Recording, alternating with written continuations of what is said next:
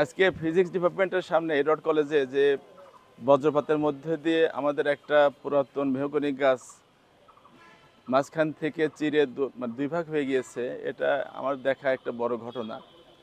তো আমরা দেখে থাকি যে বিভিন্ন সময়তে ছেলে মেয়েরা যখন বজ্রপাত শুরু হয় তখন কোনো গাছ দেখলে গাছের নিচে গিয়ে আশ্রয় নেয়। তারা ভাবে বোধহয় গাছ আমার জন্য একটা শেল্টার হবে, কিন্তু গাছ নিজেই যে বজ্রপাতকে ইনভাইট করে এই তথ্যটা আমাদের বাচ্চারা অনেকেই জানে না। তো এই ঘটনার মধ্য দিয়ে আমি চাইবো আমাদের জাতীয়ভাবে এটা সম্প্রচার হওয়া দরকার যে গাছের নিচে কখনোই যেন কেউ আশ্রয় না খোঁজে, বিশেষ করে বজ্রপাতের সময়তে। বজ্রপাতে যে এরকমভাবে গাছ দুই ভাগে ভাগ হয়ে যায় এরকম আমার কখনো জীবনে দেখি নাই, আজকে প্রথম জীবনে দেখলাম। এবং আসলে আমার কাছে মনে হচ্ছে যে এটা সারা জীবনের একটা স্মরণীয় অভিজ্ঞতা।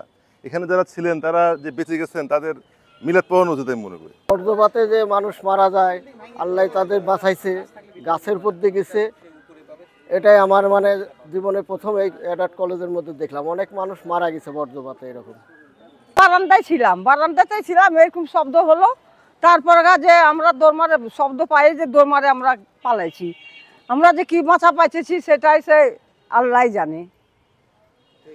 অনেক কালো মেঘ হয়ে চলে আসলো, তারপর হঠাৎ করে অনেক বড় শব্দ হলো, তারপর কিছুক্ষণ পর দেখি যে গাছের এই অবস্থা, মারাত্মক অবস্থা। আশপাশে যদি কেউ থাকতো হয়তো মারা যেত।